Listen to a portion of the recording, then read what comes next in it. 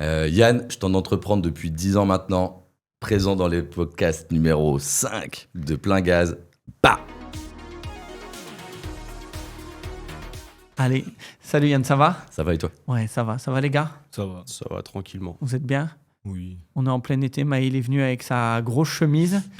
Tout le monde est en t-shirt, tout le monde a chaud et il voulait la mettre. Il voulait la montrer dans l'épisode. Hein, ok. Yann, Steph, qu'est-ce que tu peux me dire rapidement si tu dois te présenter? T'as quel âge toi?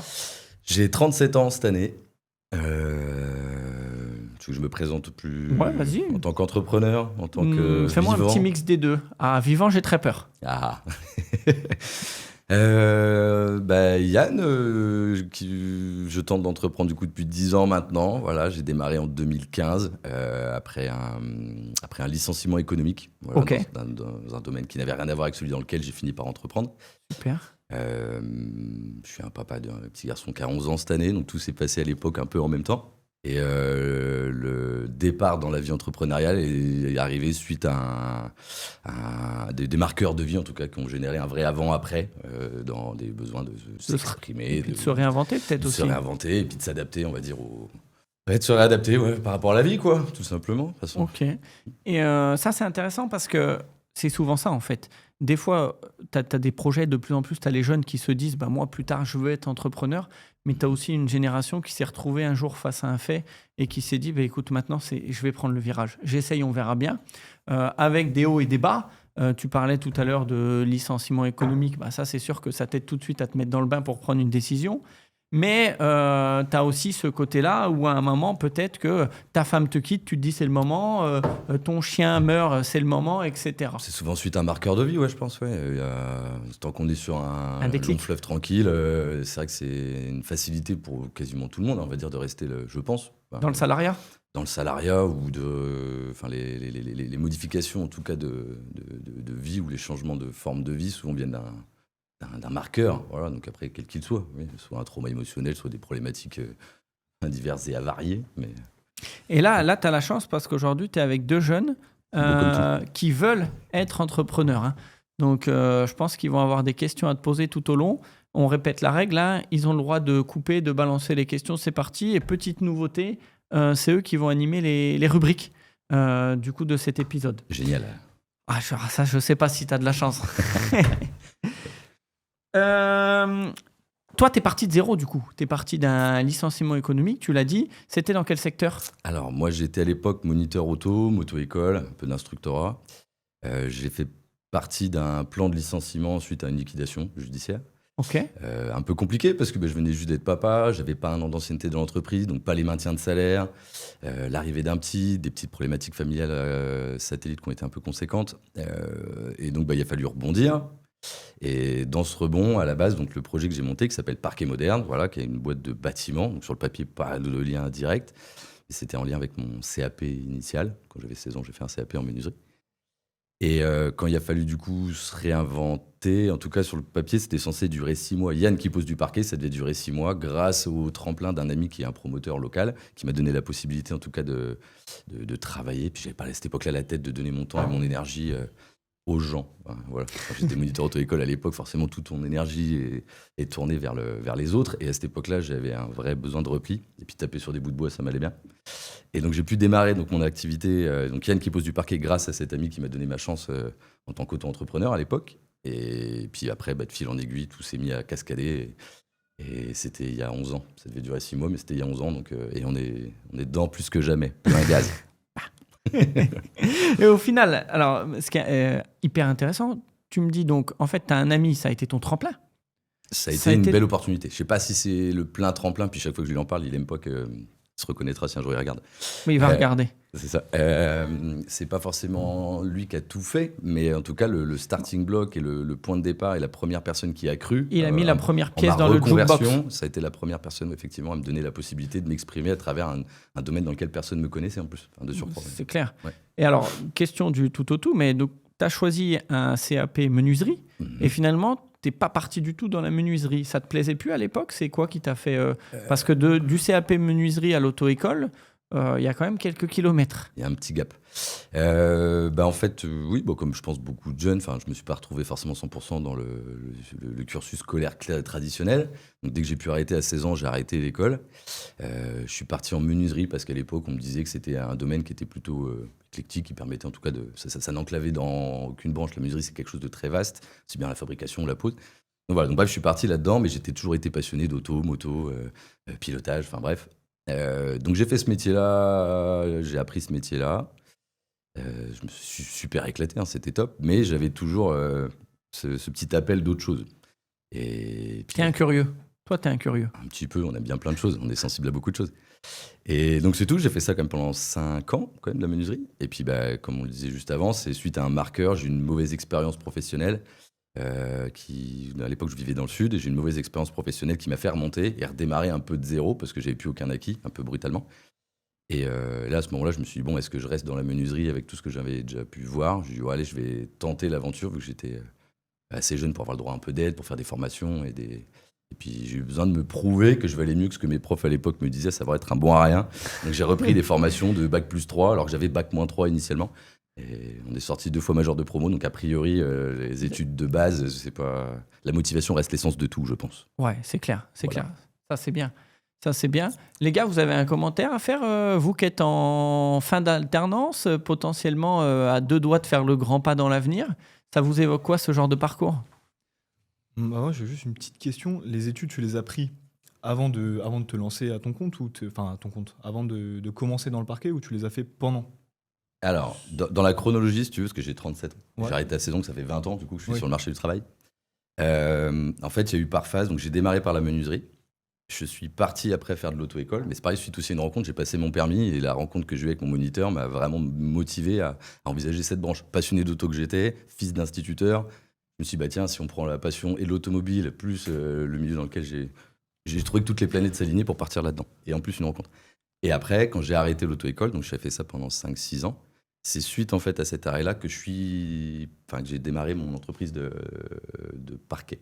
Voilà. Ok. Et du coup, tu as repris, entre guillemets, du coup, tu parlais d'un bac+3, enfin d'une formation équivalente à un bac+3. En fait, c'était ma formation de moniteur auto-école. Elle est, Ok. elle est Ok. considérée comme un diplômante Bac +3. sur une formation de 9 mois. Donc c'était rigolo parce que des fois on reste. Waouh. Formation de 9 mois, mais ça donnait l'équivalent d'un bac+3. Ouais. Ok. Si je dis pas de bêtises, hein, parce que attends, si après c'est à regarder et tout, mais il me semble que c'est quelque chose de cet ordre-là. Ouais. Ok. De toute façon, ici, on a le droit à l'erreur. On Toujours est là est-il comme sorti major de promo. Donc c'est ce qui compte. C'est bon, c'est Allez. bon. Voilà. On l'applaudit peut-être, hein. Et si on mettra ça sur la vignette. Yann, majeur de promo, formation auto-école. Je suis pas sûr que ça soit vendeur. Hein. Non, ok, on a planté le truc. En fait, chef d'entreprise, tu t'y voyais pas quand tu étais jeune. C'est un truc qui vraiment t'a percuté. Et toi, tu as fait ce qu'il fallait pour que ça marche. En fait, entreprendre, je crois que des fois, il y a beaucoup de gens en fait, qui entreprennent sans même identifier que c'est de l'entrepreneuriat. Beaucoup de gens font beaucoup de choses, que ce soit dans le sport, dans les associations, dans la vie de tous les jours, dans un cercle de copains. Des fois, beaucoup de gens ont l'âme d'entreprendre sans même l'identifier. C'est vrai qu'on a vite tendance, selon moi, mais à résumer ce terme-là sur la partie vraiment purement work, Business. entreprise. Alors que les gens qui ont des profils d'entrepreneurs, selon moi, ils sont divers et variés et ils n'ont pas forcément besoin d'être chef d'entreprise pour être entrepreneur. Selon moi. Mais après... Non, tu as raison, c'est hyper intéressant. C'est hyper intéressant. Ouais, ça soulève une question en moi. Ah. Quelle place tu donnerais à l'ego dans ton parcours? Parce qu'on avait fait la parallèle, je crois, avec Mika, si je dis pas de bêtises. Ah oui, Mika, il Ouais. s'était lancé par ego. Il s'était lancé C'est ça. par ego. À Lui, on part lui avait des- demandé pourquoi tu t'es lancé. Si c'est en 1, l'argent, en 2, l'ego, en 3, pour prouver quelque chose, je sais pas quoi. Donc il avait en dit. excès d'ego. Ah non, lui, il a dit, en fait, moi, je voulais me prouver à moi oui. que j'étais capable de lancer et de tenir un business. Alors moi, sur mon parcours spécifique, j'ai eu beaucoup de chance. J'avais pas forcément une très bonne estime de moi, parce que comme beaucoup de jeunes, quand t'as décroché le circuit scolaire, les retours qu'on peut te faire, ils sont pas très bons, pas très positifs. Et j'avais pas forcément une très très haute opinion, estime de moi à cette époque-là. Pas forcément énormément changé, je suis pas non plus devenu égo-trippé, mais j'étais pas très sûr de moi, pas trop confiance en moi. Et j'ai eu la chance surtout d'être très très bien entouré. Vraiment, j'ai beaucoup d'amis, des gens que j'ai rencontrés qui ont été très bienveillants et qui ont pris un peu de temps, qui ont été très sympas pour me rassurer. Et des fois, en fait, c'est même eux qui m'ont un peu poussé. T'ont forgé. Ouais, qui m'ont forgé, puis qui m'ont poussé en fait à pas entreprendre au sens direct, mais en tout cas qu'on va en participer en grande partie à beaucoup de ce que j'ai pu. Ils ont tous mis une petite brique de Lego pour faire C'est le, ça, le c'est Yann ça. d'aujourd'hui. Et j'en suis très reconnaissant pour tout. Parce qu'il y en a vraiment eu beaucoup. J'ai eu la chance de rencontrer beaucoup de gens qui ont été très bienveillants, qui ont apporté beaucoup de choses. Ouais. Mais ça, je pense qu'on n'en parle pas assez. Mais tu vois, c'est ça aussi plein gaz, en fait. C'est que nous, on prépare des questions, mais en fait, tout doucement, on glisse. Mais pour gérer des problèmes ou des sujets hyper intéressants. Mais l'entourage, on parle beaucoup de l'entourage chez les joueurs de foot. On a tendance à dire, ouais, mais ils sont mal entourés, ouais, Messi, etc. Mais le commun des mortels, le Yann, le Stéphane, le Maël, le Quentin, son entourage, elle a un énorme impact sur non seulement son attitude, ses comportements, mais aussi sur son mindset et sur tout ce qu'il va développer tout au long de sa vie. Et une rencontre peut tout changer comme, dans un sens comme dans l'autre. Tu as des gens qui vont te tirer vers le bas, tu as des gens qui vont te laisser sur place et tu as des gens moins nombreux, mais qui vont te permettre de passer un step et de faire un truc génial. Et il faut réussir à gérer et déceler quelle personne te fait monter et quelle personne. Sachant que dans le moment live, tu t'en rends pas toujours compte. Non, c'est vrai que l'avoir la gueule dans le guidon, hein, des fois on se rend pas bien compte de qui nous apporte quoi.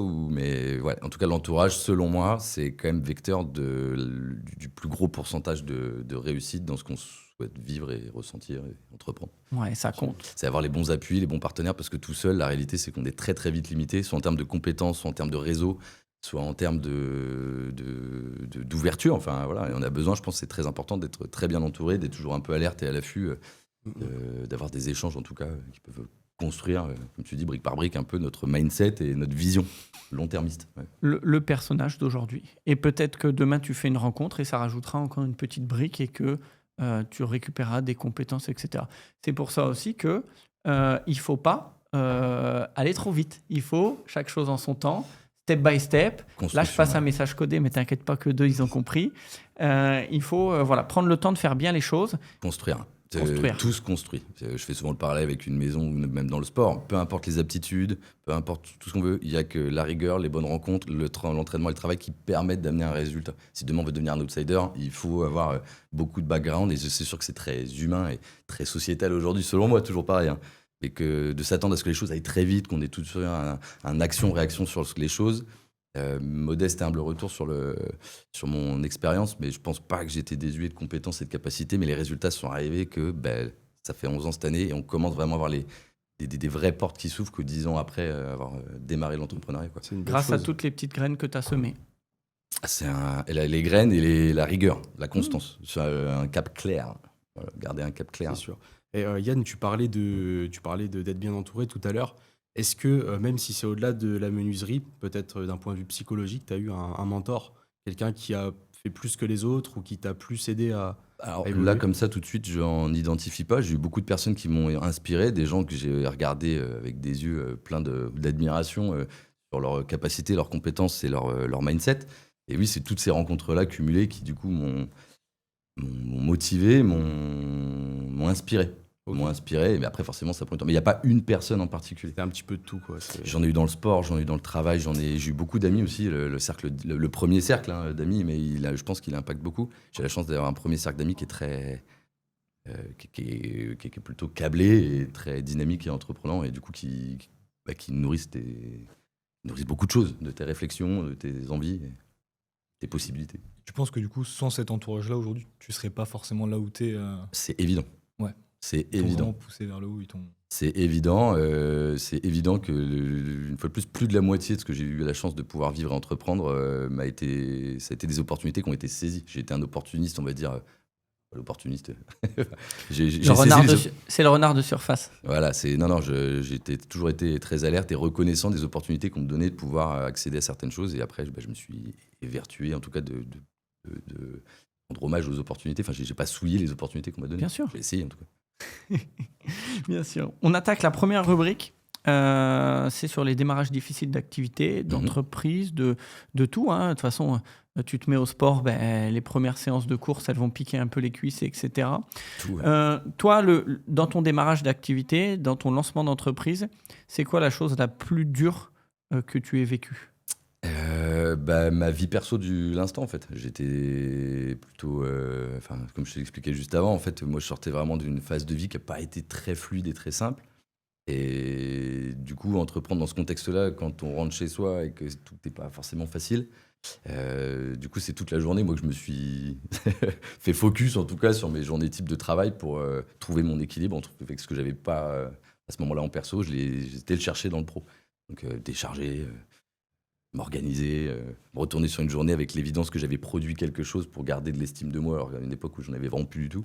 Moi, c'était concret, c'était factuel, quoi. Je me retournais sur ma journée de travail, j'avais posé temps, j'avais fait ça. Et Ouais. c'est pas Là, en fait, tu avais besoin d'un repère pour te remettre, alors je vais pas dire dans le droit chemin, mais en tout cas pour relancer la machine.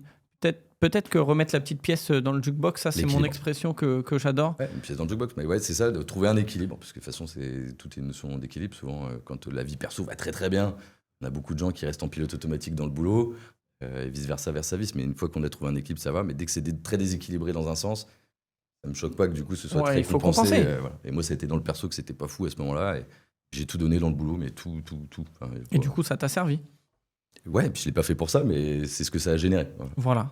Ok. C'est vraiment que ça ait duré 6 mois et que ça mettrait juste à passer une vague. Et la réalité, c'est qu'aujourd'hui, 11 ans après, c'était en fait un vrai tremplin, un vrai starting block. Ouais. Et du coup, qu'est-ce qui t'a poussé à tenir? Parce que tu aurais pu dire, là, je m'arrache au boulot, mais ça va pas à la maison, ou c'est plus compliqué, etc. Bon, allez, c'est tout. Je laisse tomber le boulot, je reprends peut-être un truc tranquille, et j'améliore le perso. Ou je refais la culbute dans l'autre sens, tu vois ce que je veux dire? Ben, en fait, ça m'a apporté tellement de choses que j'ai pas vu non plus les années passées, parce que j'ai eu gueule dans le guidon, puis on enchaîne, quoi. On rencontre une personne qui donne une opportunité de faire un chantier un peu sympa, le mutualiser peut-être avec d'autres entreprises, des fois, avec de la reconnaissance, des portes qui s'ouvrent, des gens qu'on te présente derrière. Et en fait, tout ça, ça a été assez galvanisant, au final.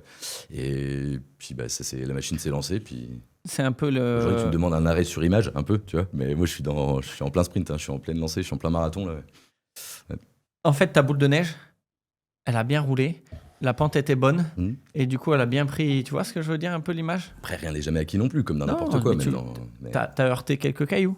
on a heurté quelques cailloux, et puis j'ai aussi conscience que tout peut très vite s'arrêter, comme dans le sport. On peut arriver à un niveau de champion du monde, une blessure, et on n'est plus rien. Enfin, il faut aussi avoir conscience que tout ça reste très fragile, très conditionnel aussi. Il ne faut pas faire d'erreurs. Même des fois, on fait des erreurs sans même le savoir, parce que si on parle même d'un point de vue purement fiscalité, purement règles, etc., on a beau avoir les meilleures intentions du monde, des fois, on n'est pas à l'abri de... C'est clair. Donc tout ça, pour mille et une raisons qu'on connaît, tout ça reste une équation un peu fragile de laquelle il faut prendre soin malgré tout aussi, quoi, pour rester. C'est ça.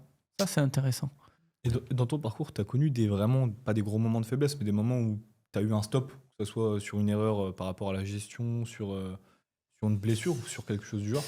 Je l'ai eu, bah, c'est pareil, moi j'ai bossé longtemps tout seul, j'ai fait 7 ans tout seul. Et puis à un moment donné, bah voilà, il y avait tellement. Enfin, j'ai repoussé vraiment l'échéance au dernier moment jusqu'à temps de passer le cap de changer de statut et de commencer à me projeter et avancer avec du monde. Et les premiers vrais stops que j'ai eus, bah, c'est la construction de mon cercle autour pour m'accompagner, qui n'a pas forcément toujours été efficiente. Qui m'a du coup fait faire pas mal de pas en avant, pas en arrière, pas en avant, jusqu'à temps que ça finisse par... Là, aujourd'hui, on a la chance d'avoir une belle équipe qui suit le projet et qui est fiable et qui est investie. Et c'est ce qui, aujourd'hui, en tout cas, permet de lisser un peu ça. Mais les vrais premiers, les périodes les plus dures sont... Les plus complexes pour moi, ça a vraiment été de passer de 1 à plus. Que quand les choses n'est plus qu'à moi, c'est ce qui a été le plus compliqué, c'est de trouver les bonnes personnes qui avaient le bon mindset, le bon engagement, une lecture à mutualiser. Parce que selon moi, c'est ce qui a été le plus long à Ok. trouver. Ouais. Ouais, puis c'est dur de trouver un pro. Déjà, quand tu as l'habitude de travailler tout seul, il faut apprendre à déléguer. Bien sûr. Et en plus de ça, bah, lui, il va peut-être pas faire exactement les mêmes choses de la même façon. Il faut apprendre aussi à le tolérer, à l'accepter, même si toi, tu veux le résultat. Et derrière, en plus de ça, bah, dès qu'on commence à mettre du monde, en règle générale, c'est là qu'on dit que tout se complique. Hein. J'étais un peu un vieux garçon. Ouais, tu vois. J'étais un peu un vieux garçon du bâtiment. Quoi. Tu démarres ton activité, tu es tout seul, et puis du jour au lendemain, tu essaies d'intégrer quelqu'un dans ta vie. Mais c'est un peu le même. Je fais un transfert, c'est ça, quoi. C'est quelqu'un qui vit tout seul pendant des années, qui un jour intègre. Ton deuxième prénom, c'est Tanguy? Ouais, presque un peu. Ouais. Non, mais tu vois, c'est ça. Enfin, on pourrait le comparer. C'est quand tu prends toutes tes habitudes, que tu as tes automatismes, que tu as toute ta rigueur de quelqu'un de seul. Dès que tu intègres quelqu'un, forcément, ça va jamais. Enfin, deux personnes ne fonctionnent pas de la même manière. Alors, bien heureusement d'ailleurs. Mais oui, quand tu as 7 ans d'automatisme, je sais pas combien de temps toi t'as fait tout seul, mais quand tu as 7 ans d'automatisme, d'intégrer les gens qui ne travaillent pas de la même manière que toi. Ah, c'est compliqué. C'est compliqué. De toute façon, on le voit en Accéder. plus. Avec les temps qui courent, de plus en plus de gens disent bah, moi, je suis content d'être seul.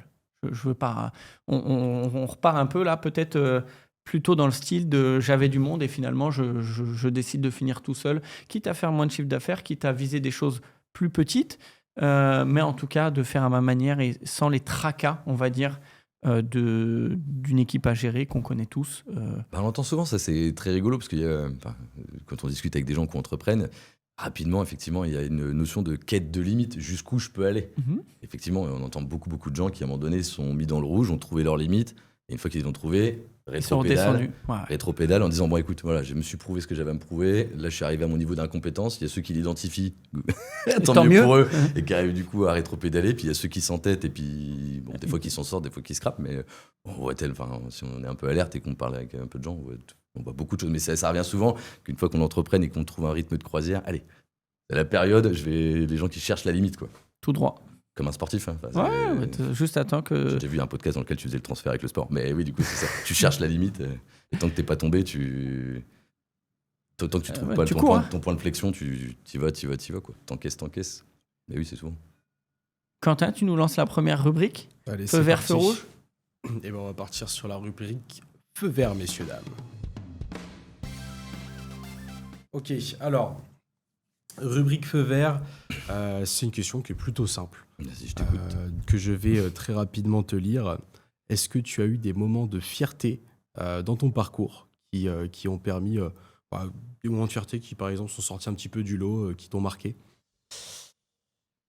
Alors, c'est rigolo que tu me poses cette question parce qu'on l'a déjà posé. Tu dois être fier de toi avec ce genre de chantier, ce genre de collaboration, ce genre d'opportunité. Mais en fait, c'est pas. J'ai déjà eu des satisfactions. Je me suis déjà senti satisfait que des fois, des investissements forts face à un projet se soient bien soldés. Donc, satisfait, rassuré. Soit récompensé presque. Ouais, rassuré, ok, c'est bon, on s'en est sorti. Mais de la fierté vraiment pure dure, j'ai pas l'impression d'être arrivé à un stade où j'ai pas. Où j'ai l'évidence de me dire, ok, c'est bon, fierté. Non, Okay. Toujours rester alerte, toujours rester concentré sur le fait de limiter les faux pas et puis de pouvoir sécuriser ce qu'on entreprend, quoi. Et ta dernière grande satisfaction, c'est quoi du coup? La grande satisfaction, on est tous les jours. Je peux pas te dire, mais j'ai la chance de. Ouais, non, j'ai pas de satisfaction particulière. Précise. Ouais, non, c'est un global. Satisfait de voir qu'en fait le projet tourne, satisfait de se lever le matin avec une équipe qui a le sourire, avec des clients Ça fait tout ça. satisfaits, des collaborateurs qui sont contents de bosser avec nous. C'est une satisfaction, c'est quasi quotidienne quand l'équation a trouvé son point d'équilibre. Ouais. Ok. Et même en perso, il n'y a pas, je sais pas, quelque chose de matériel, un truc, un objectif que tu avais où tu t'es dit, tiens, ça, j'ai réussi à l'obtenir grâce à. Une voiture, une moto. J'ai toujours été passionné de ça, j'ai toujours fait beaucoup de sacrifices. Non, mais j'ai toujours fait pas mal de sacrifices en tout cas. Si t'as pas compris, ça passe des. Ouais. Oui et non, moi c'est transverse quoi. J'ai jamais fait d'excès. Voilà. Bien sûr. Plutôt régulier. T'es plutôt régulier dans l'excès. Je suis régulier dans l'excès. Ok. Là, ça peut paraître excessif pour certains, Ouais. mais moi je sais que j'en ai sous la semelle en tout cas. Après, Okay. Maë, feu rouge. Quentin, c'était le positif. Maë, c'est le plutôt négatif. On quitte un petit peu le positif. Ouais, On va je m'éloigne de toi, j'ai peur que tu rayonnes. plus vers le négatif. Question pour la rubrique feu rouge. Quelle a été ta dernière grosse galère que tu as pu rencontrer? Je vais répondre pareil, un peu en demi-teinte. En fait, j'ai vécu des difficultés, mais qui, de par une organisation, de par un mindset, se sont vite lissés. Mais oui, j'ai eu dans mes collaborateurs, j'ai pu avoir des fois des déceptions sur. C'est souvent l'humain, on le sait aussi souvent, mais c'est souvent nos rapports à l'humain et les représentations qu'on s'en fait qui peuvent des fois nous décevoir ou nous blesser. Souvent, quand tu es entrepreneur, tu as tendance à voir toujours le positif dans les gens, à donner. Croire, ouais. Et tu as envie d'y croire. Ouais, c'est ça. On l'avait dit dans le 2, tu es fier quand tu les emmènes à quelque part. Tu sais, quand tu arrives à les faire adhérer à un projet, là, tu es fier. Mais parfois, on partage pas je vais pas dire cette fierté, mais cette façon de voir ça en très positif. Et au bout d'un moment, soit tu as un collaborateur qui souhaite partir faire autre chose, donc là pas de problème, on retient pas quelqu'un qui part, mais tu peux aussi avoir un collaborateur qui des fois te fait un truc pas cool ou réagit pas à une annonce ou à quelque chose comme tu l'aurais espéré. Après, c'est sûr que la barrière, elle est toujours assez fine quand tu entreprends. C'est que dans le temps, normalement, si tout se passe bien, tu es censé monter ton projet un peu step by step. Il y a ceux qui vont te suivre sur une marche, mais qui suivront pas l'autre, ou alors qui voudront absolument tirer les lauriers aussi, autant que toi, d'être monté sur cette marche. Après, il y a beaucoup d'ego. Enfin, tout à l'heure, tu me posais des questions sur l'ego. C'est vrai qu'on a beau être très positif, y croire en demain et avoir envie d'entreprendre et d'investir, même si des fois des gens te suivent un jour, tu sais pas pour quelle raison. Un jour, tu as heurté quelque chose que tu cherchais pas particulièrement à heurter, mais Ou même il a rencontré quelqu'un qui lui a dit bah, tu vois, les heures que tu fais pour lui, fais-les pour toi. Sur le papier, c'est tellement il y facile. a souvent beaucoup des tiers qui interviennent, mais voilà, après les rapports de jalousie, quand tu arrives à peu près à sortir un projet qui devient fiable et qui te donne le sourire, tout le monde n'a plus le sourire de jour, donc forcément ça peut interpeller, pourquoi est-ce que lui sourit? Et au lieu d'essayer de l'avoir avec toi, on voit aussi des gens qui essaient de te tirer vers le bas. Je tire un peu vers le bas, moi. Ouais, Ne laisse pas faire. Non, je sais pas faire. Moi, j'ai une petite question pour vous deux par rapport au recrutement, du coup. Mais est-ce que le fait de recruter quelqu'un, un collaborateur avec qui on a une mauvaise expérience, ça refroidit beaucoup pour la suite du recrutement? Est-ce qu'on est plus sélectif après? Comment ça change les choses? J'ai toujours du mal à répondre de manière binaire à ce genre de questions. Je pense que ça dépend de quel a été vraiment l'impact, ça dépend de la période de vie dans laquelle tu te trouves. Si tout va bien à côté dans ta vie, tu fais face facilement à des problématiques d'humain. Par contre, si à un moment donné, tu es un peu sur le fil et que de surcroît, on te met un coup derrière les genoux, il fait plus mal. Celui-là, il peut faire plus mal que quand tu l'as vu arriver et que tu t'étais concentré pour l'encaisser. Donc, on en a parlé, on apprend de nos erreurs. Et c'est aussi ça, au final, la casquette d'un entrepreneur, c'est de se réinventer, pas chaque jour, mais presque, et de s'adapter à chaque situation. Moi, tu vois, j'aurais tendance à le prendre souvent un peu trop personnellement. Tu vois, parce que tu y crois tellement, tu te jettes dedans, tu donnes les moyens, et quand ça va pas en face, tu te dis putain, mais. c'est de ma faute, c'est de ma faute, c'est de ma faute. Oui, après. Même pas forcément c'est de ma faute, mais du coup, je te dis une connerie, mais t'as pris un jeune, vas-y, c'est bon, les jeunes, c'est fini, je prends des vieux. J'exagère, mais tu vois, t'as envie de te braquer des fois. Après, bien sûr, c'est à chaud. Après, tu redescends et tu sais très bien que t'as des très bons jeunes, des très bons qui ont 37 ans. Enfin, tu vois ce que je veux dire. Mais je sais que moi, pour répondre à sa question, j'ai tendance, tu vois, ça me dégoûte presque du truc. Parce que tu donnes et... Oui, mais À chaud, bien sûr. Ça vaut ce que ça vaut, mais après, oui, une fois que tout ça, ça redescend, après un coup spécifique, et après, on chasse le naturel, il revient en galop. Si à un moment donné, tu as la sensibilité de transmettre, de partager, de C'est une fédérer, certitude. ça va peut-être te freiner sur une phase, mais ça peut C'est aussi ça. vite revenir quand tout ça, ça redescend et que tu as appris à le digérer, quoi. Je vais vous le dire, les gars, moi j'ai dit au moins 3 fois que j'arrêtais les alternants. Ouais, tu nous l'as dit à l'entretien. Au moins 3 fois, j'ai dit c'est bon, les alternants, tu sais quoi, j'arrête. Et aujourd'hui, tu vois, j'en ai encore. Bon, ils sont beaux comme tout, en plus. Ouah, je sais pas. Mais il a une belle chemise. Tu sais qu'hier, je lui ai pris sa chemise, je l'ai essayée, elle me va mieux à moi qu'à lui. Mais il veut pas me la donner. Ouais, bon, faudra parier ça. Faudra parier. Ok, t'as entendu, Sur hein? un bivouac. Fais attention. Ok, et ben on va passer sur la deuxième rubrique, management. Management, ok. Management Ok. and style. Et style. Parce qu'on sait que il n'a pas un style classique. On va dire ça comme ça. Ça dépend par rapport à quoi. Ça dépend de la base référentielle, c'est ça. Ouais, Et ouais. on va parler de cette base référentielle. Un patron, dans la tête des gens, c'est un mec qui va être souvent en costard, peut-être même cravate, jean chemise. Toi, tu es dans le bâtiment, donc c'est un peu différent. C'est ça, oui, j'allais dire, souvent, comme Tu vas pas aller bosser sur ton chantier en costard avec tes mocassins. Non. C'est une certitude. Par contre, J'en ai même pas un, t'imagines. t'as pas un costume? J'en ai même pas un, même en étant témoin de mariage de certains de mes potes, j'y suis même pas allé en costume. Mais tu y as été comment? J'ai presque honte de te le dire, mais ça m'est déjà arrivé en short, ouais, c'est vrai. Non. Ah, si, il fallait provoquer un peu. Ça, on va en parler aussi. Ouais, donc toi tu as un style atypique et tu as un management atypique. C'est-à-dire que tu l'as dit tout à l'heure, moi, je veux, tu l'as dit au moins 3 fois, moi, mes gars avec le sourire, mes gars avec ci, mes gars... quand on parle, on dirait presque que tes gars, c'est ta famille.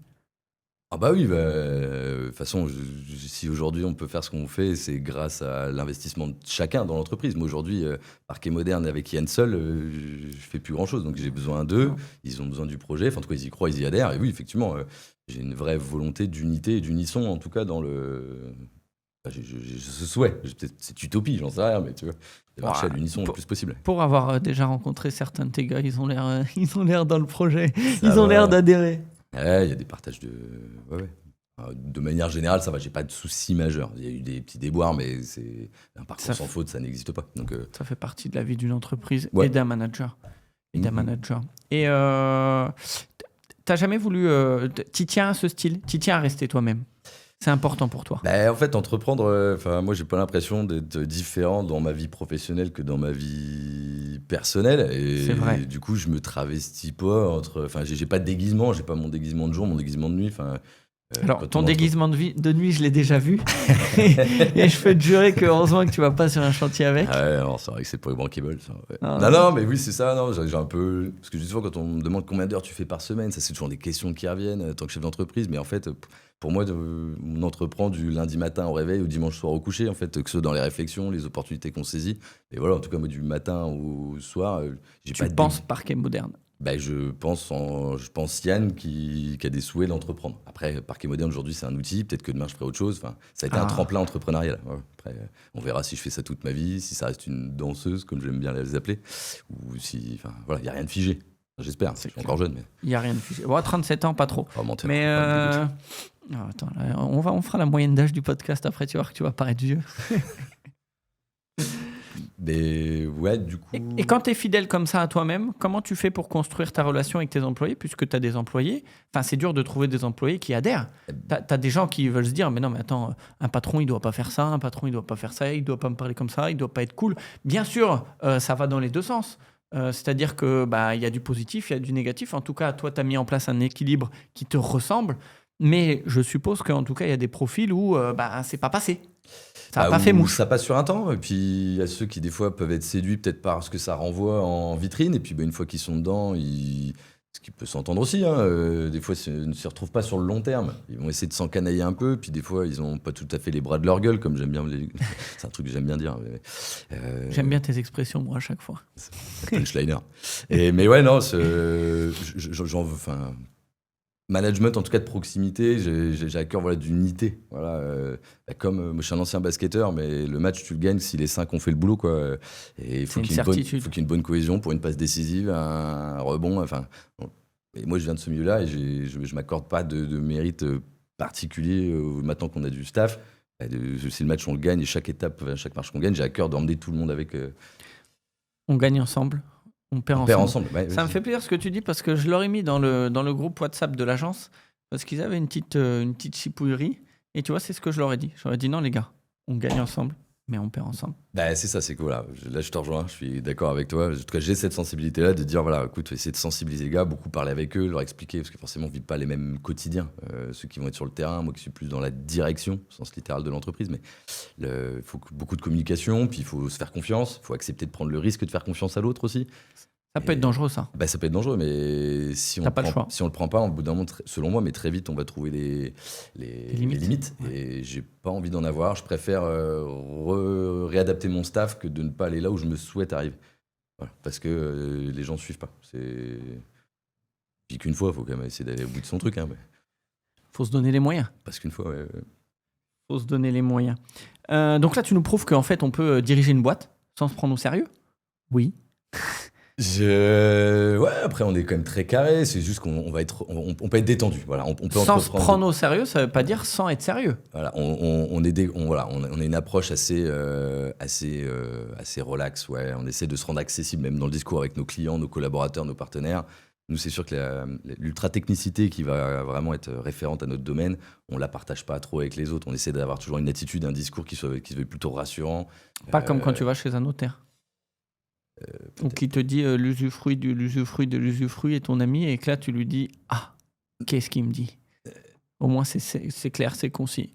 Voilà, nous on essaie de rendre le discours, on essaie de donner ce qu'on aime recevoir en fait. Ça va pas beaucoup plus loin que ça. Quelqu'un qui donne comme l'impression de maîtriser son sujet, d'être accessible dans l'attitude, dans le discours. C'est agréable. Et derrière le professionnalisme, je suis d'accord avec toi, il est en marge de la vitrine. Voilà, il y a la vitrine et le fonds de commerce. On a une vitrine qui paraît assez... Peut-être sur ce projet-là, en tout cas, c'est sympa, assez friendly. Mais oui, derrière, il y a comme il y a un vrai projet qui est construit. Il y a des gars qualifiés, il y a du matériel. Et c'est ça qui fait que ça marche, en fait. C'est que tu as réussi à équilibrer les deux. Dans ma sensibilité et dans mon lifestyle. Ouais. Tu as réussi à équilibrer les deux. Oh, merci, c'est gentil. Je vais te demander de l'argent à la fin. Crois pas que...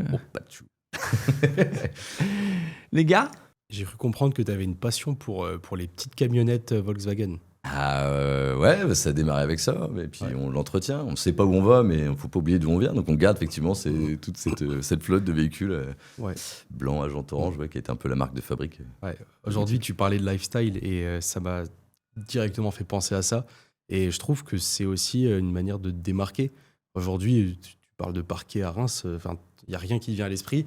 Et puis tu sais, tu vois cette camionnette avec des roues oranges et tu te dis, ah, parquet, moderne, c'est lui. C'est ce gars-là. Ouais. En fait, on te voit partout, on a l'impression. Parce qu'aujourd'hui, il y a un peu de véhicules, mais oui, on essaie de garder un peu cette vitrine. Nous, c'est vrai que dans le bâtiment, nous, on est plus des artisans aujourd'hui, même si on tend à se développer un peu, mais aujourd'hui, on avait un peu l'image de l'artisan, mais l'artisan, il est visible qu'une fois qu'il est sur la route ou sur le chantier. On n'a pas pignon sur rue, enfin pas aujourd'hui, on y travaille. Et oui, aujourd'hui, c'était notre principal outil, donc on essaie de le rendre un peu rigolo, et puis on pensait pas que ça marcherait aussi bien, mais tant mieux. Écoute, mais effectivement, c'est clair. C'est gentil en tout cas, mais ouais, ces véhicules ont été notre vraie force pour se faire reconnaître. Ouais. Et là, on parle de véhicules. Et du coup, on va passer à une rubrique moins marrante. C'est la panne du jour. Panne du jour, c'est un moment, vraiment, où tu es passé à ça de capoter. De tout arrêter ou de capoter ? Ouais, n'importe. En fait, il y en a plusieurs. Hein. Ça arrivait plusieurs fois, faut pas se mentir. Hein. En 10 ans de temps, ça m'a pas juste effleuré une fois. J'ai failli arrêter 1001 fois, je pense. Un jour pas fait comme un autre, fatigue. Et si tu as envie d'en partager une qui pourrait servir à des gens qui veulent se lancer ou qui sont actuellement entrepreneurs et qui sont face à cette même difficulté, et en fait, tu es la preuve vivante qu'il ne faut pas s'arrêter à ça, qu'aujourd'hui, c'est comme dans un couple. Hein. Aujourd'hui, les couples, première engueulade, ils se séparent et ça marche partout. Tu cours, tu as des courbatures, tu arrêtes de courir. Non, il faut se battre et il faut se donner le moyen d'aller chercher ses objectifs. Et toi, qu'est-ce que c'est du coup cette... Alors, je vais essayer de le synthétiser le plus possible. Je reste un intime convaincu qu'on n'entreprend pas sans l'entourage, ce qu'on a évoqué avant. Il faut du renforcement politique, il faut des idées, il faut des gens qui croient en nous, des gens qui nous poussent aussi à aller au bout de notre délire, mettre des mots sur les choses, etc. Et l'entourage peut être notre première force et notre première faille en même temps. Et les fois où j'ai failli arrêter, c'est souvent été à cause d'un problème plus humain que vraiment technique ou de chantier ou un problème de clientèle. Enfin, des fois, des gens pas toujours très honnêtes ou très réglo qui, des fois, peuvent faire vachement douter de soi et de l'énergie, et faire remettre en question toute l'énergie qu'on met dans le projet. C'est ça. Tu te demandes si ça vaut le coup. Voilà. Mais en général, non, ça n'a jamais été le travail en tant que tel, où ça a vraiment souvent été moi, mais après dans ma sensibilité et de mon caractère, mais les fois vraiment j'ai douté de tout ça, où ça n'a jamais duré très longtemps. Parce que une bonne nuit là-dessus, une biture avec un copain, où on fait le monde autour d'une bière, et après il nous aide, parce que quand on est bien entouré, ça remet une pièce dans la machine, une pièce dans le jukebox. Mais voilà, en tout cas, toutes les fois vraiment où ça a souvent été dans mon problème de rapport à la perception de ce qu'on me renvoyait ou des gens que j'ai rencontrés. Ouais, ça t'a mis le doute. Ouais, mais c'est objectivement parlant, sur mon parcours, mon histoire, c'était quasiment que ça. Ouais. Ouais, c'est plutôt bien, ça veut dire que t'es un bon professionnel dans ton métier. Si. Bon, on y travaille, on fait le maximum. Positif, on fait le max, c'est le max ou rien, quoi. Mais ouais. Plein gaz. Plein gaz, voilà. Là, on va parler décalage. Décalage. Parce que toi, c'est pas positif, c'est pas négatif, mais tu vis avec un décalage. Tu vis avec un décalage sur ton apparence, sur ta façon d'être, par rapport, encore une fois, je le disais tout à l'heure, à ce que les gens ont en tête d'un patron. Aujourd'hui, quand tu écoutes les gens parler dans la rue, un patron, déjà, il voit tout le temps, je le dis à chaque épisode, mais les grands patrons du CAC 40, il ne voit pas celui qui travaille du lundi au dimanche soir. Patrons. La France des TPE, hein, qui est souvent oubliée. Et toi, dans cet environnement-là, on l'a dit avant, tu es resté toi-même. Est-ce que, par exemple, je ne sais pas, tu me parlais de mariage, donc j'ai déjà presque la réponse à ma question, mais est-ce qu'il y a des moments pro où tu as pu ressentir peut-être une gêne, une frustration par rapport à comment tu es par rapport aux autres, plutôt d'ordre social du coup? Écoute, étonnamment, pas tant que ça, parce que tu t'en fous. Je m'en branle un peu, ouais. Un petit peu, je m'en fous un peu mais parce que voilà, Du regard des autres. Du regard S'en des fout. autre, je me suis prouvé ce que j'avais besoin de me prouver à moi. Je pense que c'était encore le principal. Et oui, effectivement, ressembler à tout le monde, ça ressemble à personne aussi. Et effectivement, des fois, se démarquer, de pas ressembler à ce qu'on attend de toi. Alors après, il faut avoir les bras de sa gueule, mais mais voilà, de ce que j'ai pu observer, oui, des fois, si on est le fait de ne pas forcément avoir l'apparence attendue ou le discours attendu ou le phrasé attendu, ça peut déjà mettre la première pierre, c'est que ça interpelle. Après, derrière, voilà, faut assumer. Faut assumer. C'est que si on est un peu en décalage, c'est que Et ça, c'est intéressant parce qu'aujourd'hui, on est dans un moule où tout le monde veut faire comme tout le monde. C'est-à-dire que tu regardes tes réseaux sociaux, tu vois tout le monde en vacances, en maillot de bain, en bikini, tu te dis, tiens, je vais à la salle de sport, tiens, je vais réserver des vacances, tiens, mon travail, c'est de la merde, etc. Tu es conditionné, en fait, par l'apparence. Et toi, ça, tu lui dis merde. Bah oui, mais du coup, oui et non. Du coup, c'est que, j'ai dit merde, je suis comme tout le monde, j'ai les mêmes yeux, je vois ce qui se passe et tout. Mais oui, mais tu t'en fous. Je n'ai aucune évidence ou alors j'ai la chance d'avoir l'évidence de m'écouter moi et pas de chercher à être influencé ou suivre un move particulier parce que. Ça t'intéresse pas. Après, des fois, je suivrai peut-être des tendances qui me parlent, mais. Bien sûr, genre des lunettes rondes. Mais aujourd'hui, voilà, sur beaucoup de choses qu'on peut observer, et puis des faits sociétaux, je ne m'identifie pas à grand-chose. Donc je reste focus sur ma vision, ma lecture et d'essayer de fédérer ceux qui croient en la même chose que moi ou de la même manière que moi. Et d'être heureux. Ah ouais, pas de se rajouter des problèmes, en fait. Bah ouais, c'est ça, parce que des fois, de se battre à essayer d'être ce qu'on n'est pas, le boomerang revient toujours un jour ou l'autre. Hein. De l'énergie, du temps, de la et frustration. En plus de la frustration, du mal-être. Et t'as énormément de gens qui ont des dépressions comme ça, des trucs, parce que, en fait, encore une fois, avec les standards qu'ils voient, ils ont l'impression qu'il manque quelque chose. Et ça, c'est... L'éducation, ouais, mais je crois que ce qu'on nous montre... tu m'en as déjà parlé de ta colère, de ce que tu voyais un peu, de ce qui pouvait te frustrer sur les vitrines, en tout cas digitales. Ouais, je sais pas, je regarde pas beaucoup, mais j'essaie de m'écouter moi. Et effectivement, ressembler à tout le monde. Je suis un grand mathématicien, je suis pas un grand stratégiste, mais normalement, ressembler à tout le monde, c'est du coup ne pas réussir à pouvoir faire sortir sa singularité, du coup. Ouais, ça c'est copie conforme. Voilà, et donc, ouais. Et puis le fait d'avoir un décalage comme ça aussi, quelque part, ça va être une force parce que du coup, tu t'écoutes plus toi plutôt qu'écouter la vie des autres. Et moi, je suis en phase avec moi-même à fond, fraté. Ah oui, je suis chaud.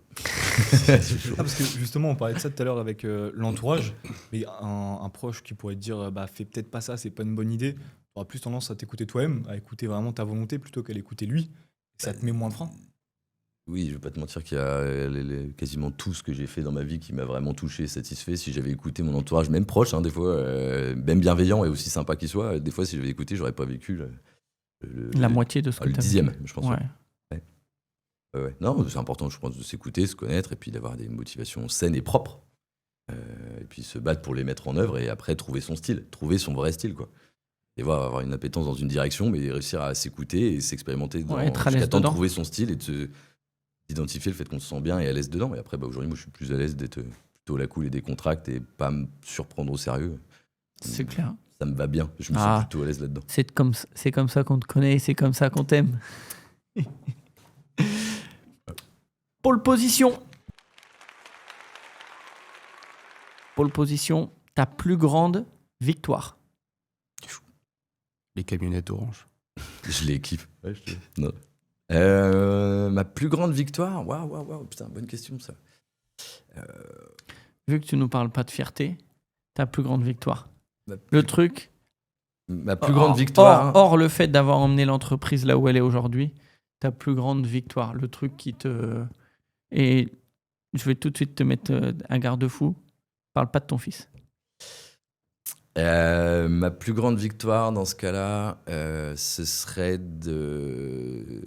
en gestion, parce que du coup on se découvre aussi des nouvelles compétences mais en gestion, c'est de n'avoir jamais failli à rien de ce que je devais.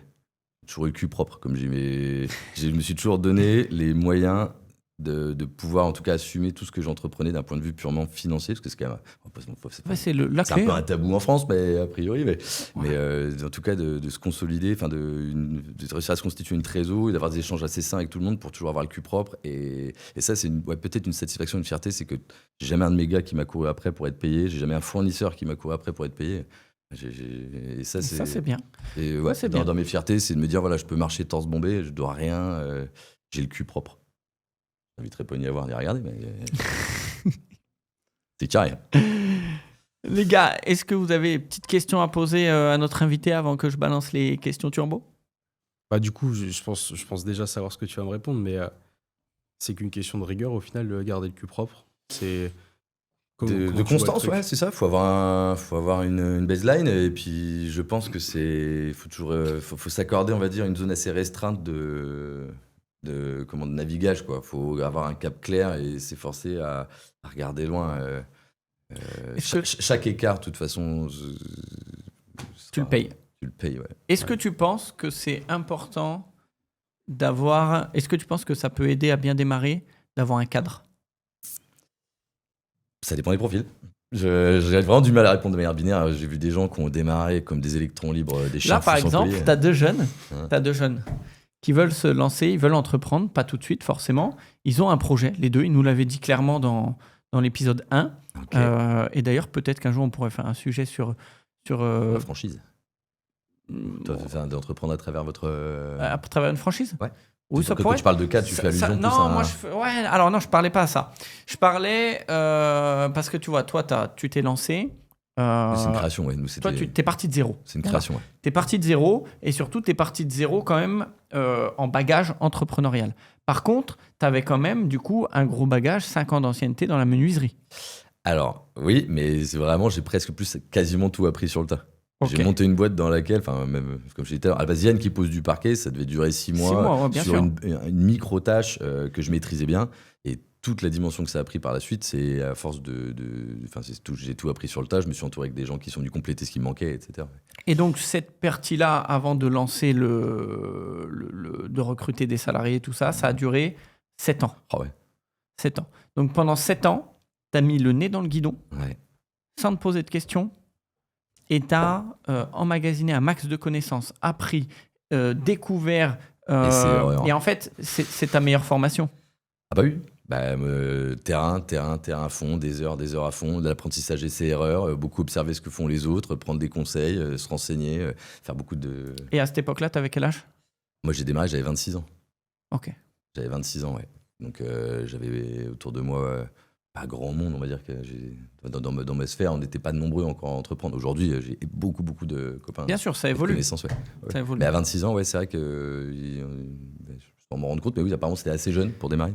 Et si à 26 ans, c'était assez jeune, tu trouves? Bah, on peut le faire vachement plus tôt, mais ça dépend dans quoi, ouais. Ça Ouais, dépend des secteurs. ok. Et si tu devais leur donner un conseil pour eux qui veulent démarrer, alors pas tout de suite, ou du moins pas demain, mais en tout cas, ils ont encore une fois 21, 20 ans, 22 22. 22, parce que c'était ton anniversaire bientôt. Ouais. Ouais. Bah, si vous voulez rester dans le même secteur d'activité, soit l'automobile, si vous vous sentez bien là où vous êtes, et avec en plus, je connais un petit peu l'entreprise, du coup, la tienne, Stéphane, mais elle a l'air d'être quand même plutôt vaste. Elle n'enclave pas dans un. Elle permet de toucher à beaucoup de choses, en tout cas dans le secteur de l'automobile. Si vous y êtes bien, je vous invite à y rester un peu. Mais non, mais c'est vrai. Alors, je vais t'expliquer un truc après, parce qu'il n'a pas l'info et je vous garantis que je n'en ai pas parlé. Ok, je vous invite à y rester un peu, le temps justement de faire vos apprentissages essais-erreurs avec un filet, avec un cadre. Je vous invite à vous nourrir aussi de tout un tas de choses qui vont être possibles à travers ce projet que je connais assez. Il n'a pas trop de frontières, il n'a pas trop de limites, ton projet. Donc voilà, si vraiment vous voulez rester dans ce secteur-là, profitez jusqu'à temps de vous sentir vraiment mûr. Enfin, forcez rien. N'allez pas plus vite que la musique, parce que avoir la chance d'être dans un endroit où déjà vous trouvez de l'équilibre, du sens et de l'accompagnement avec quelqu'un qui vous suit, ça n'a pas de prix. Par expérience, c'est rarissime, et le jour où vous l'avez, si ça vous paraît évident, vous brûlez pas les ailes. Parce que... Je pose le truc sur la table. C'était pas du tout prévu, c'est pas dans le listing, etc. Mais moi, je leur ai proposé un CDI. Okay. Et eux, ils avaient plutôt volonté à être agent co-indépendant. Je vais le dire, hein, mais pour l'appât du gain. Ouais. Et moi, je leur ai dit aujourd'hui, je pense, et peut-être je fais une erreur, et tu vois, je l'assume devant la caméra, les gars. Mais moi, je pense que par rapport à leur âge et tout ça, il faut mieux que je les garde dans un cadre encore quelques années. Et on a cette discussion-là où eux, ils sont plus dans la négo en disant « Mais nous, on veut être agent co, on sera sage, on va travailler beaucoup parce qu'on peut gagner plus. » Ça vaut ce que ça vaut. Et un moi, tien vaut mieux que deux, tu l'auras, selon moi. Voilà. Un tien vaut mieux que deux, tu l'auras. Et vous avez la chance d'être jeune. Donc en fait, entre guillemets, sauf ceux qui ont vraiment une appétence pour que ça aille 2 fois plus vite que la moyenne. Mais souvent, c'est ceux qui finissent dans le mur. Je connais pas les stats précises, mais de ce que je constate autour de moi, c'est pas ceux qui souvent vont le plus loin. C'est trop fragile. Si tu as la chance de pouvoir consolider vraiment un starter pack costaud avec des gens fiables, avec des gens aussi qui ont la reconnaissance, parce que si tu as quelqu'un que tu suis et dans lequel tu participes au business pendant une paire d'années, le jour où ça va être à ton tour et qu'il te sentira avec tes murs, tu seras peut-être aussi certainement ouvert à les aider, être présent et être disposé. Ouais, c'est le projet. Bon, voilà. C'est le projet aujourd'hui. Après, encore une fois, ça dépend de tellement de choses. Mais ça dépend de beaucoup de vecteurs. C'est bien évidemment une éventualité. Peut-être même c'est l'objectif, on pourrait dire. Quand tu es jeune comme ça, je me trompe peut-être, je ne vous connais pas suffisamment pour faire d'affirmations, mais tu as aussi la notion de force de réseau qui peut vraiment vous aider à mettre ça en œuvre. Alors c'est déjà beau, je trouve, jeune, d'avoir trouvé votre voie. Il y en a plein qui, des fois, ne la trouvent jamais au bout d'une vie. Si déjà aujourd'hui, vous avez déjà trouvé votre voie et que vous avez un bon mentor, quelqu'un en tout cas qui vous rassure, qui vous inspire et qui vous propose un cadre assez safe, je vous invite à l'emmener même quasi, c'est Modestin Blaby, mais quasi même le plus loin possible, parce que tout ça, ce sera que du bagage en attendant d'être mûr. Et le jour où vous aurez aussi votre propre réseau, corps agrandi, corps à d'autres moyens, qui vous fera confiance, qui vous aura vu faire des choses pour un projet construit et solide, vous aurez de la crédibilité. Que si vous partez trop tôt et que vous vous gaufrez, vous serez les mecs qui avaient voulu vous aller plus vite que la musique. Et vous prenez le risque de vous mettre qu'on vous mette une étiquette de trop d'ego, trop de machin. Et c'est dommage. C'est risqué. C'est risqué et c'est risqué. Est-ce que le jeu en vaut la chandelle quand il n'y a pas de problème à la base? Alors moi j'en suis persuadé. Oui, mais je pense. Et encore une fois, moi aujourd'hui je me suis retrouvé franchement à entreprendre aussi, mais c'était pas une volonté particulière. Je me suis retrouvé là même presque par hasard. J'étais presque dans le déni de mes capacités. Tu vois, découvert ces capacités là en même temps que j'avançais, mais j'aurais pas eu ce parcours-là spécifique en auto-école, par exemple, je serais peut-être même resté en auto-école. J'aurais peut-être monté ma moto-école plus tard. Avec un mentor, ou je ne sais, j'étais vraiment pas fermé. J'ai pas entrepris par ego, par envie d'entreprendre. Ouais, c'est plus opportunité. C'était un coup du destin, mais ouais. Il y a des trains qui passent. Presque une fois. Et je pense, de tout ce que je vois, de ce que j'entends autour de moi, si t'es bien où t'es, que t'arrives à mettre les bons chiffres dans les bonnes cases, alors, on veut toujours plus, c'est pas le problème, c'est très humain, mais déjà se construire un package, un background, je pense que ça vaut bien plus sur le long terme que de chercher à gagner quelques centaines, même milliers d'euros trop vite.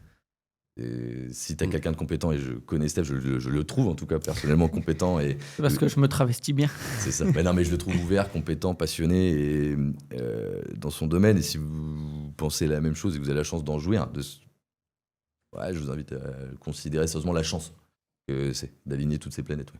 Ouais, ça ressemble à, en gros, construire des fondations solides. C'est aussi simple que ça. Vous êtes sur les départs de votre vie pro. Et si déjà vous l'avez trouvé votre secteur, que vous avez c'est clair, vous avez déjà de l'avance sur les autres en fait. Ouais. C'est vrai, non, c'est jeune. vrai. Donc déjà d'avoir trouvé votre voie, d'avoir trouvé quelqu'un en plus qui peut vous ressembler, parce que Steph est très très jeune, il est beau comme tout et tout. Mais non, d'avoir trouvé quelqu'un qui n'a pas trop de conflits générationnels, avec qui vous parlez plus ou moins la même langue. Quelqu'un en tout cas qui est à votre écoute et aussi qui est prêt à vous accompagner dans vos souhaits, c'est suffisamment rare pour que ce soit, je pense, à considérer sérieusement. Modestin Blaby, je vous jure, il m'a pas payé. Je suis au courant de rien. Non, mais alors, et c'est pas sur la feuille. C'est pas sur la feuille. Mais c'est intéressant parce que tu vois, c'est dans le thème. Mais c'est ça aussi la culture de Plein Gaz. Plein Gaz, je le répète, on l'a lancé pourquoi ? Parce que simplement, j'en avais marre de voir des gens qui étaient maraboutés par ce qu'ils voient sur Internet, sur les réseaux, sur YouTube, partout. Mais je me suis dit, mais les gens, des fois, j'ai l'impression qu'ils n'ont plus les pieds sur terre. Ils dorment tout debout, ouais. Et c'est important d'avoir des vrais retours d'expérience, des entrepreneurs qui parlent des difficultés, parce que bien sûr que c'est pas comme ça. C'est comme ça, puis c'est comme ça, et puis c'est comme ça, et puis c'est comme ça, et puis ça le sera toujours. Et puis demain, ça se trouve, tu auras une méga galère, et puis après-demain, tu auras un grand soleil, tu vas faire un chantier de ouf. Puis il faut bien identifier aussi ce qui nous motive à vouloir des fois gagner plus. On va pas se mentir, si on parle franchement, on parle souvent d'argent, c'est souvent l'appât de l'argent qui veut pousser les gens à faire ça. Mais l'appât de l'argent pour faire quoi ? Pour ressembler à celui qu'on avait avec une grosse bagnole, et machin, etc. Il faut aussi remettre en perspective, selon moi, mais la notion de vitrine et de fonds de commerce. C'est facile de construire une belle vitrine et d'en mettre plein la vue à tout le monde avec des belles sapes, avec des grosses bagnoles, etc. Mais si derrière rien ne nous appartient, que tout est à crédit et que pour un grain de sable dans le rouage, tout ça tombe et on fait la une de l'Union, Ouais. Moi, je suis quelqu'un, en tout cas, qui a pas. Ça dérange pas. Si je mérite pas d'avoir ça, même si ça me fait envie, et je vais pas me mettre dans le rouge. Ouais, bien sûr. Je ne mettrai pas dans le rouge pour aller chercher quelque chose que j'ai pas les moyens de m'offrir. Même si ça fait rêver, ça fait briller, mais il faut aussi être rationnel, se dire. Voilà. C'est le piège de notre génération. C'est combien de fois là mais je suis encore dedans, je suis dedans. Ah oui, mais l'influence, etc. Je pense que ça va avoir encore plus d'impact. Ouais. D'une certaine manière, aujourd'hui, on prend des jeunes qui ont quoi, 4, 5, 6 ans de moins que nous. Ah, eux, ils sont nés là-dedans. Nous, on l'a connu quand on est arrivé dans un certain âge. C'est-à-dire qu'on n'est pas vraiment né dans tout ce qui est influençariat, je ne sais pas si ça se dit. Oui. Mais en fait, je me dis que c'est en train de prendre tellement d'ampleur, ça va qu'évoluer.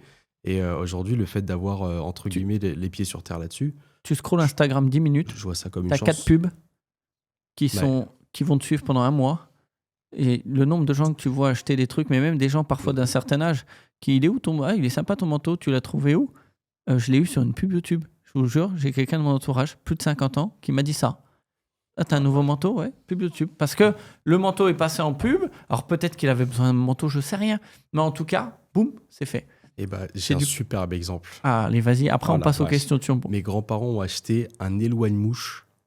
Ah, je vais péter un câble. Je vous passe le bonjour. Ils m'ont acheté un éloigne-mouche, une fortune en plus. C'est quoi un éloigne-mouche? Alors, ils ont vu ça sur la table chez des amis à eux, en y allant. En fait, c'est une espèce de petit bitonio en plastique, avec des petites hélices qui tournent doucement, et du coup, les mouches ne peuvent pas se poser à proximité, ça fait de l'air. Ok. Et un ventilateur, quoi. Un ventilateur qui vers le haut. Qui ventile pas. Ah. Parce que ça fait pas du tout d'air. là-dessus. Et donc, ils ont acheté ça une fortune. Bon, moi, première chose que j'ai fait, c'est j'ai ouvert Temu. J'ai regardé, ça valait 3 €, un truc comme ça. Ils ont acheté ça plus de 20 balles. Et c'est là que je me suis dit qu'en fait, encore une fois, ils ont vu ça quelque part. Ils se sont dit, tiens, j'ai vu ça On sur en a ce besoin. site-là, On en et a besoin. hop. Ah, bah tiens. Ah, ouais, c'est bien. On a plein de mouches à la maison. Tiens, on va l'acheter. Ouais, c'est ça. Ça vaut ce que ça vaut, mais ouais, si déjà vous avez trouvé une voie professionnelle qui vous parle, vous êtes sûr d'être dans la bonne, vous avez un bon cadre, en tout cas en synthèse, mais avant de se laisser happer par les paillettes ou regarder ce qui se passe ailleurs, restez focus justement sur ce qui se passe là. Si vous avez Surtout à 21 ans. Surtout à 21 ans. Ah, il me dégoûte. Ouais, pour faire T'as presque le double. Un petit parallèle sur ce que tu disais avant, Quentin. Ouais. Toi, je pense que ce que tu voulais parler par rapport aux réseaux sociaux, c'est que du coup, on a une image de la réalité qui est totalement déformée. Ouais, c'est ça. On voit C'est des clair. gens qui réussissent à 20 ans, qui ont des entreprises, qui voyagent partout. Et au final, la vie, c'est pas ça. Tu vois la vie, c'est pas photo le de digital. Hein. Ouais. Tu vois la photo de vacances, mais tu vois pas la personne. Alors, je vais extrémiser, caricaturer comme d'habitude. J'aime bien appuyer là où ça fait mal, mais tu vas voir la photo de vacances au bord de la plage, mais tu vois pas que la dame, elle est peut-être en train de bosser dans un boulot qui lui plaît pas épanouie professionnellement, mal dans sa tête. Par contre, effectivement, ça, on le poste pas parce que c'est une vitrine. Il a raison. C'est des paillettes. Et le fait de voir que du positif, on en a tendance parfois à oublier que, en fait, c'est pas ça la vie. Le monde réel, ouais. Ouais, Le monde la réel, vie, c'est aussi faut poser le téléphone, des stops. Et ouvre les Marcher yeux dans la dimanche, marche dans la rue, regarde ce qui se passe, écoute les gens, mets-toi à la terrasse d'un troquet, écoute ce que les anciens disent, écoute ce que les jeunes disent. Et fais un bivouac. Et non. Et ça ressemble pas à Instagram. Et ça ressemble pas à Instagram. Ouais. Si le but était de partir sur Instagram, ouais, non. Et des fois, effectivement, l'appétence d'aller chercher vraiment des fois trop vite de l'argent, des fois un cadre n'a pas de prix. Un bon cadre, ça n'a pas de prix. Surtout par les temps qui courent. Surtout par les temps qui courent. Et surtout à 20, selon moi, mais surtout dans cette tranche de construction. Enfin, de 20 à 30, pour moi, tu te construis un peu, quoi. Tu construis, tu te cherches, et après, éventuellement, c'est ma représentation, hein. C'était mon parcours, mais c'est aussi ma représentation. De 20 à 30, tu te construis, après, tu l'affines. Mais si déjà à 20 ans, effectivement, on peut courir après de l'argent, puis pour en faire quoi? On ne connaît personne. Et oui, donnez-moi-le. Ouais, non, moi, je saurais quoi en faire, vous inquiétez pas. Et puis c'est trop fragile. Enfin, l'équation trop fragile. À 20 ans, pour moi, c'est trop fragile. Ah ouais, alors ça, c'était mon argument numéro 1 pour leur expliquer le truc et je suis très content. Ouais. Question turbo. Question turbo. Donc là, je te balance des questions tac au tac. Et tu me réponds du tac au tac. Et parfois, quand je peux pas leur poser, je les adapte pour eux. Alors, j'avais prévu, première question. Le pire conseil qu'on t'a donné quand tu t'es lancé? Te lance pas. C'est cash. Mais il est turbo. Ah oui, non, mais alors là, c'est turbo. Te lance pas. Ouais, au final, heureusement que tu l'as pas écouté aujourd'hui parce que... Je m'éclate à fond, mais oui. Ouais, non, mais... Personne n'y croyait trop. C'est les bons conseils. Moi, j'appelle ça les bons conseils. Les gens qui ont toujours un avis sur tout, mais qui font rien de leur côté et qui sont souvent ceux qui ont le plus de problèmes. Maë, le pire conseil qu'on t'a donné, je vais te dire d'ordre général, mais je veux quand même un cadre pro, école. J'ai quand même un cadre pro, je pense Vas-y. que c'est le côté où te lance pas dans l'automobile. J'avais jamais fait d'automobile avant. Sauf que forcément, je me suis lancé, j'avais 19, 20 ans. Quand t'es arrivé chez nous Ouais. 20 ans 20 ans. Et forcément, à 20 ans, tu connais pas l'automobile, mais tu connais pas grand chose d'autre à côté. Et puis tout s'apprend quand tu te Tout mets les s'apprend. moyens. Ok. Quentin. Moi, c'était ah oui, faites un BTS MCO. Je savais qu'à un moment on allait le bouffer Ah celui-là. oui, forcément. Forcément, quand il a fallu me conseiller pour le BTS, on m'a dit ah oui, faites ça, si ça vous intéresse, allez-y. Puis arrivé devant MCO, c'est quoi? Je suis peut-être un peu c'est inculte, mais... management et commerce opérationnel. Ok, En gros, tu fais un peu de commerce et un peu de gestion comptable. En gros, ok, d'accord. Ouais, Et toi, désolé. t'aurais préféré faire NDRC. Parce que quand je suis C'est arrivé, quoi une DRC négociation, Tu sais, à 40 ans, Dis-le. Négociation, digitalisation et relations clients. Ok. C'est plus axé sur la partie commerce, relations C'est clients. ça, voilà. plus opérationnel. Plus, Ouais. c'est ça. Et l'autre est plus gestion. Si juste on m'avait dit attention, ça correspond peut-être pas à ce que vous voulez faire comme métier, je me serais pas retrouvé devant mes jurys, aller voir faire comme ça pendant mon BTS et me dire à la fin vous êtes hors sujet, par exemple, au hasard. C'est vrai que un ça a bon beaucoup exemple. joué. C'est un bon exemple. Moi, on m'avait dit, mais tu vas pas vendre des voitures quand même. Pourquoi Qu'est-ce que j'ai fait pour pas avoir le droit de... Les parcours pro aussi, c'est toujours intéressant parce que les gens qui font carrière, toujours dans le même secteur, dans la même entreprise, c'est un peu obsolète, hein, on ne voit plus beaucoup ça. Ouais. Et oui, puis des fois aussi, je donnais les moyens de développer un profil qui soit capable de s'adapter même dans plein de secteurs. Mais ça, c'est intéressant ce que tu dis. Je rebondis dessus 2 secondes. Je sors du cadre parenthèse question turbo, mais tu dis ça existe plus, c'est un peu obsolète. Mais quand tu regardes, c'est, je veux dire, comme le monde, il a changé, comme le footballeur.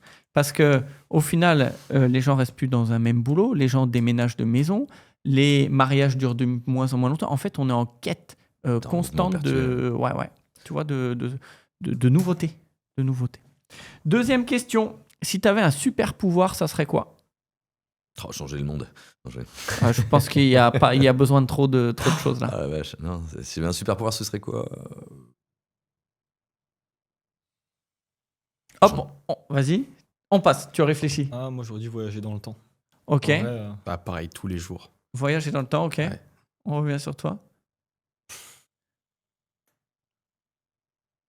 Une idée. Moi, j'aurais pas du tout dit ce qu'ils ont dit, mais maintenant qu'ils l'ont dit, je pense que c'est très très stratégique.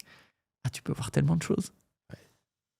Ouais, c'est sûr, mais bon, non, je crois que je suis peut-être trop terre à terre, tu vois, encore, malgré tout. Non, d'avoir un super pouvoir pour tomber dans l'utopie, non, je crois que Super je suis pas un parquet. rêveur. Je suis pas un rêveur. Super parquet. Mettre un slip au-dessus d'un pantalon, je peux le faire, mais de là à dire que ça me fait rêver, je sais pas. J'espère qu'on verra pas ça à l'image. Ton chantier le plus improbable? Une piste de roller en haut de la Plagne. Ah, la plagne, c'est hyper stylé en plus. Ouais, une année où il n'y avait pas trop de neige. Du coup, ils ont cherché une alternative pour quand même pouvoir recevoir faire du business et recevoir les touristes. Et du coup, on nous a demandé de mettre en place une piste de roller en haut de la plaine sur une structure pour que les gens puissent patiner en hauteur. C'est génial. Voilà, et ça, j'ai trouvé ça très fun et rigolo. C'est carrément cool. Voilà, on a fait plein de conneries comme ça, on a fait quelques-unes, mais celle-ci, c'était la plus... Ouais, et puis la plagne, dans ta tête, tu vois le bonhomme avec les lunettes noires et le bonnet rouge. Paradis. Ouais, c'est ça. Voilà. Et ils nous avaient confié ce projet, c'était très sympa, c'était rigolo. Ok. Ta vente de véhicule la plus improbable? vente de véhicules la plus improbable. Bah ouais, tu vends des véhicules. Il me semble, en tout cas. Rassure-moi. Alors, tu parles de vente. Ton vraiment- dossier le plus improbable? Ah, ouais, ça, tu sais très bien que moi, c'est ma spécialité. Oui. J'ai beaucoup de dossiers. Alors, je vais pas dire bancal, mais très improbables. Oui. Un que tu connais, je pense, c'est un véhicule. Si je te dis prison, c'est chaud d'en parler ou pas? Ouais, un véhicule qui était, tu peux le dire, un véhicule qui était mis en vente par quelqu'un parce que la personne était en prison, mais qui finalement a été annulé parce que de peur de répercussions. Ouais, voilà, de gestion conflictuelle, familiale et plus, et amicale. Mais oui, c'est vrai, ça c'est vrai que c'était du jamais vu chez moi. Ouais, c'est vrai. Et toi? Moi, c'était ma plus grosse vente. C'était une voiture qui valait un peu plus de 50 000 euros, le fameux A35. Les clients, c'était un père de famille et sa femme, à qui je passe le bonjour d'ailleurs, si jamais il passe par là. parce qu'ils étaient très agréables, ces gens-là, je les ai adorés. Mais j'avais l'impression d'avoir des jeunes en fait, avec moi. C'est One Life, on la réserve. Allez, c'est parti, on la prend. Ah, C'était les acheteurs. Ah ouais, c'était génial. Ok. C'était improbable et franchement, c'est une très belle expérience. Je me rappellerai toute ma vie. Ok, moi je vous la donne. J'ai un monsieur qui vient me voir dans l'ancienne agence avec une Ford Fiesta très très âgée. Et il me dit je viens vendre la Ford Fiesta de ma maman qui est sous tutelle. Donc il me faut un prix pour la tutelle. Est-ce que vous pouvez regarder? Il me dit je vous préviens, c'est quelque chose. J'arrive. Alors déjà la porte, il y a je sais plus quoi qui s'ouvrait pas. Du coup il l'avait tordue pour pouvoir ouvrir par l'intérieur. Ok, il n'y avait rien qui allait. Et surtout, je m'assois, il y a un coussin derrière, je m'assois sur le siège et il me dit c'est parce qu'on met le coussin parce que ma mère elle fait pipi. Donc en fait donc en fait je me suis assis dans la piste de la grand-mère. Et le mec a explosé de rire. Et par contre le mec était incroyable parce qu'il m'a vraiment fait rire. On n'a pas racheté la voiture. J'ai dit merci, au revoir. Ok, ta musique préférée du moment? Ça, je vous la pose. Badadan. Non, je sais pas, j'ai plein de. Il a fait quoi, le gars? Il a chanté dans le micro? Tu connais Badadan ou pas? Non, je connais pas. Ah, bah écoute. C'est quoi? Ça bouge. Ouais, c'était cool, ça m'inspire bien. C'est quoi le titre? Badadan. Mais c'est qui chante ça? Me dis pas Badadan parce que. Sortir. Ah, vas-y, mets-la devant le micro. Je sais pas si ça va. Je le retrouve. Alors. On continue, les gars, en attendant. Ah, sûrement, c'est pas la même question pour moi. Si. Allez. Non, bah moi, toujours pareil, je mets la playlist en mode aléatoire, j'ai pas de... Dernière musique que t'as écoutée? Dernière musique que j'ai écoutée... C'est de la question turbo, on y va. C'est des... Je sais pas, c'est des sons... Le style? En ce moment, bah je sais pas, c'est des musiques russes en ce moment que j'écoute. C'est bon, on passe. Tu l'as? Vas-y, mets-la devant le micro. Tu connais pas ça? Je sais pas.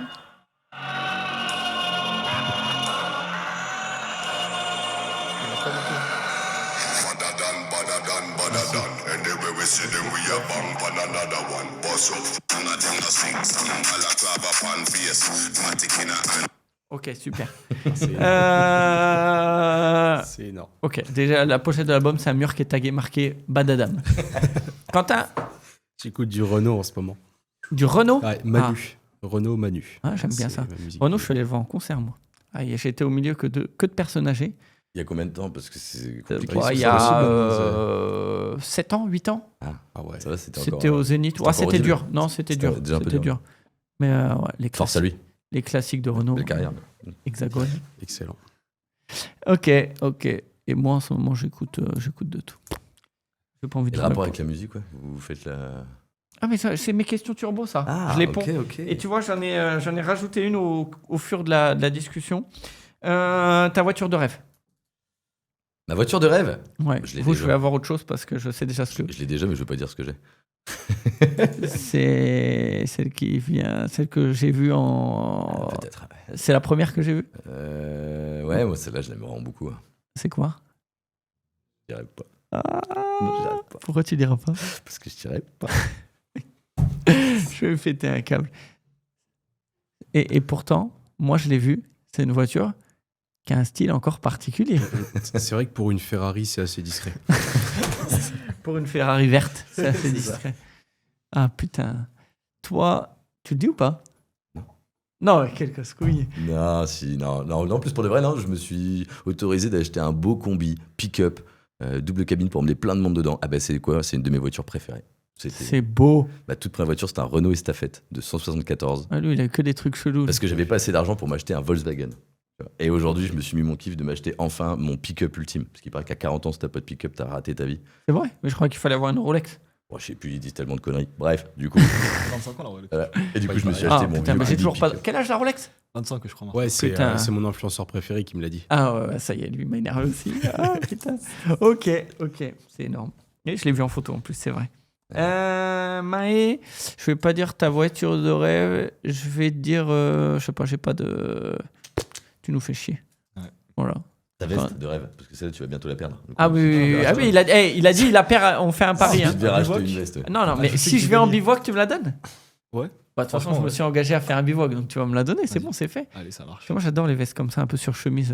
Beau gosse. Après, un Genre, conseil, je sais Stéphane, n'attends pas l'hiver. Hein. T'inquiète. On préfère en été, le bivouac en Ouais, hiver, c'est mais pas la même chose. t'inquiète. Ok. T'avais une anecdote? Non, je m'en rappelle plus, non. Non. Je continue. Et ma dernière question. T'as pas parlé de ta voiture de rêve, toi? Ah ouais, ma voiture de rêve. Mais on l'a déjà dit dans un autre épisode. Moi, j'aimerais bien une Dodge Challenger vers Army. J'avais pas dit ça? Ouais, t'avais parlé d'un Lamborghini russe. Non, donc, mais on parlait pas Ah, d'une voiture ça- pour tout faire aussi. Ah oui. Là, Bah, du coup, t'en as c'est pas vraiment parlé. celle dans mon garage. Ah bah voilà, je le dis. Une Dodge Une vieille Challenger. Challenger. Non, même pas. Une récente. Vert camo, là, vert un peu foncé, avec le capot noir mat, le kit white body et tout ce qu'il faut. Et Démon. ah, ça, c'est la voiture, je la vois, j'ai des frissons. Même les nouveaux feux en rond, là. Ah non, j'ai des frissons. Enfin, les derniers, j'ai des frissons. Un personnage célèbre, une personne célèbre qui t'inspire. Et celle-là, je l'ai notée tout à l'heure. Elle est écrite Personnalité célèbre qui Réfléchissez, m'inspire. les gars. Putain, en turbo, mais turbo. moi j'adorais Coluche. Ça m'étonne pas. Ouais, j'adorais Coluche, ouais. Ouais, c'était un gars qui n'est plus là. Mais ouais, je trouve Mais qu'il- il a le droit. Il a le droit d'être mort. il a le droit Je d'être vais mort. rajouter. Ouais, ça va. Ouais. Mort ou vivant. Ouais. Le droit d'être Non, c'est peut-être décédé. ouais, une des personnes un peu influentes, en tout cas. Si je devais ressembler à quelqu'un, ouais, je trouvais qu'il était assez Et du coup, j'ai une extraordinaire. autre question qui vient d'arriver. Aïe, aïe, aïe, aïe, aïe, Et aïe. après, je vous laisse tranquille. C'est de l'inspiration. Je m'auto-censure. Non, je rigole. J'ai ma petite idée. Vas-y, Quentin. Alors, juste pour une histoire de grandeur, le général de Gaulle. Ok. Le mec, il en a imposé tellement. Ok. Maë.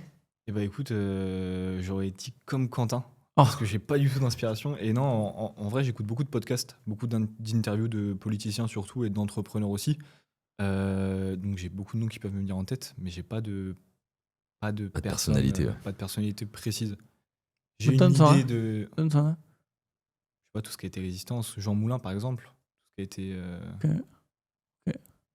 Tu vois, vas-y, raconte. Eh ben, franchement, moi, je sais pas.